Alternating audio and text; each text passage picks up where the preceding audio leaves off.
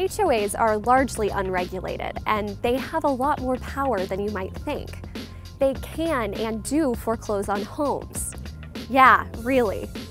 So what exactly is an HOA, and why does Arizona have so many? And how exactly can they take away our homes? This is AZ Central Rewind.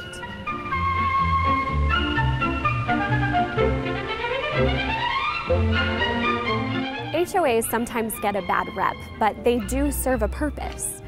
A lot of times they can help spur development of new neighborhoods by taking some of the burden off of cities. Building roads, installing streetlights, and putting in parks, it's costly, and many cities can't or don't want to foot the bill. During the 1950s and 60s, the federal government had policies that encouraged new housing developments in order to support the country's booming population. That led to the rise of homeowners associations. Sun City, an active new way of life. Golf course, activity center, community center. Sun City is probably the earliest example of an HOA-supported community in Arizona. It's like a resort. HOAs are also thought to keep up property values. Some HOA communities offer amenities like sports courts, pools, or parks.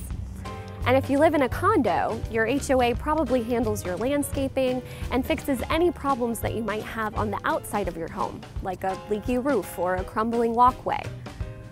They can, in some cases, save your skin when major expenses come your way. Having an HOA can be a good thing if you're willing to pay for it. Fees can range anywhere from $50 a quarter to $1,000 a month. But not everyone is a fan. They're often the topic of horror stories. People have even written books on how to fight them.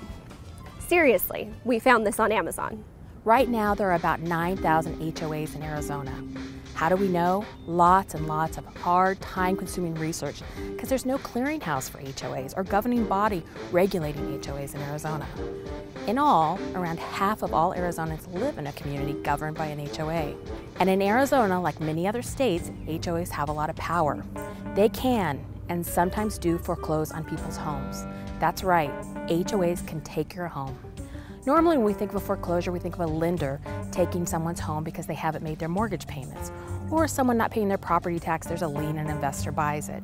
Investors can swoop in and buy all these properties as well as HOA foreclosures. They can buy an HOA foreclosure for as little as $1,200 in missed payments.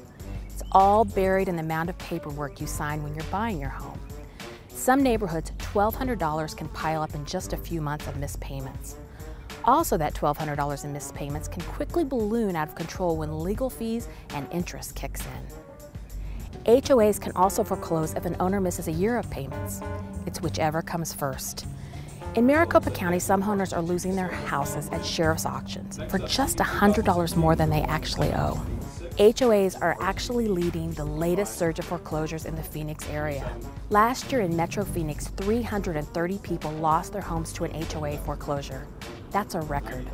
Legislation to regulate HOAs has been proposed in the past, but most recently Governor Doug Ducey vetoed a bill that would have added more regulation to these huge groups. He did sign a bill that increases the transparency of HOA meetings, essentially making them regarded as meetings that are open and preventing them from non-emergency matters. So what can you do? There's really only one option. Find a good lawyer. This is AZ Central Rewind, where we listen to your questions about recent events and take a step back from the action to give you answers. Let us know what you think on Twitter or Facebook, and hit us up if you have any more questions. For more, go to azcentral.com. We've never taken a winter vacation in our lives. What do you say we take one now? Let's go west. I know. Let's go to Arizona.